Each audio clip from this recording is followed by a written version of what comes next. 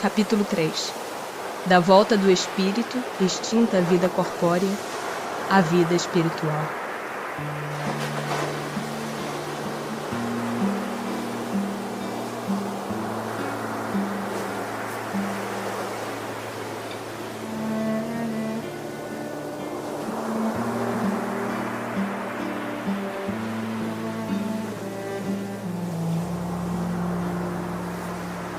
A alma após a morte. Que sucede à alma no instante da morte? Volta a ser espírito, isto é, volve ao mundo dos espíritos, donde se apartara momentaneamente. A alma, após a morte, conserva a sua individualidade? Sim, jamais a perde. Que seria ela se não a conservasse? Como comprova a alma a sua individualidade, uma vez que não tem mais corpo material? Continua a ter um fluido que lhe é próprio, haurido na atmosfera do seu planeta, e que guarda a aparência de sua última encarnação, seu perispírito. A alma nada leva consigo deste mundo? Nada, a não ser a lembrança e o desejo de ir para um mundo melhor. Lembrança cheia de doçura ou de amargor, conforme o uso que ela fez da vida. Quanto mais pura for, melhor compreenderá a futilidade do que deixa na terra. Que pensar da opinião dos que dizem que após a morte a alma retorna ao todo universal? O conjunto dos espíritos não forma um todo? Não constitui um mundo completo? Quando estás numa assembleia, és parte integrante dela, mas não obstante, conservas sempre a tua individualidade. Que prova podemos ter da individualidade da alma depois da morte? Não tendes essa prova nas comunicações que recebes? Se não fosses cegos, verias. Se não fosses surdos, ouvirias. Pois que muito a miúde uma voz vos fala, reveladora da existência de um ser que está fora de vós.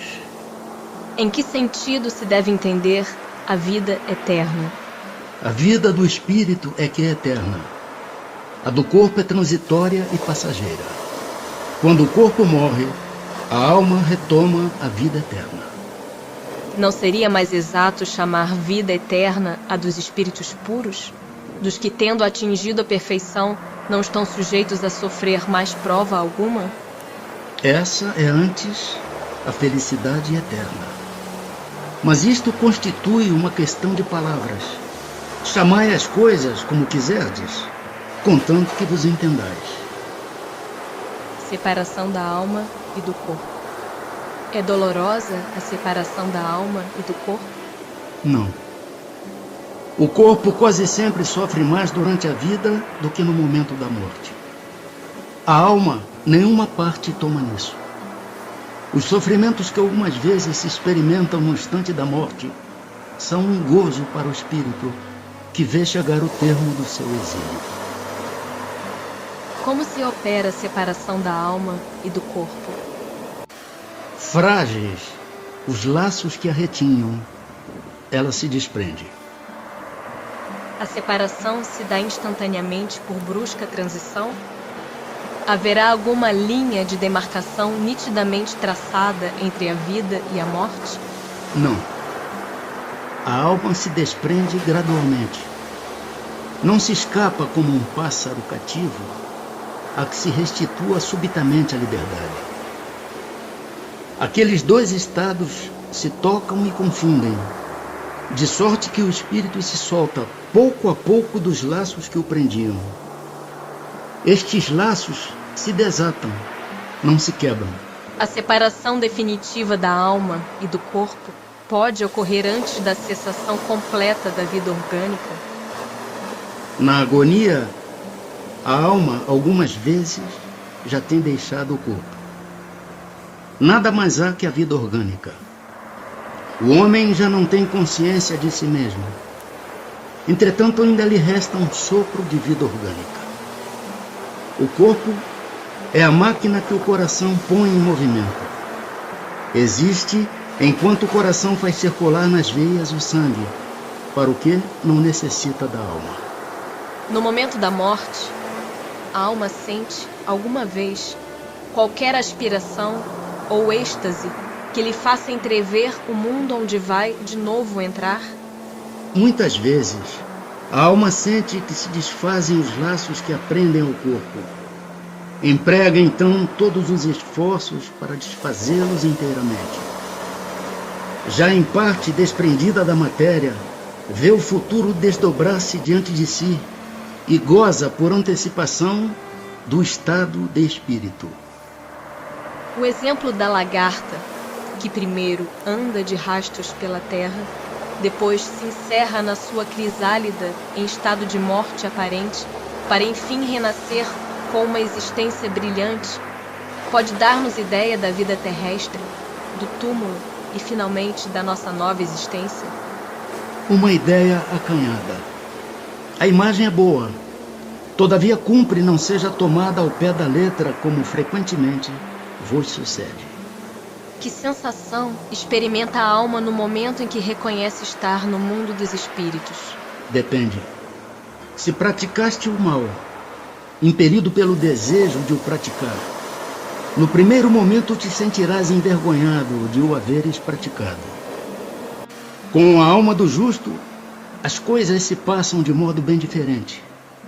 Ela se sente como que aliviada de grande peso, pois que não teme nenhum olhar indagador. O espírito se encontra imediatamente com os que conheceu na terra e que morreram antes dele?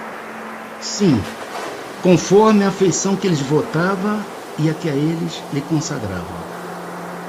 Muitas vezes aqueles seus conhecidos o vêm receber à entrada do mundo dos espíritos e o ajudam a desligar-se das faixas da matéria. Encontra-se também com muitos dos que conheceu e perdeu de vista durante a sua vida terrena. Vê os que estão na erraticidade, como vê os encarnados e os vai visitar. Em caso de morte violenta e acidental, quando os órgãos ainda não se enfraqueceram em consequência da idade ou das moléstias, a separação da alma e a cessação da vida ocorrem simultaneamente? Geralmente, assim é. Mas em todos os casos, muito breve é o instante que medeia entre uma e outra.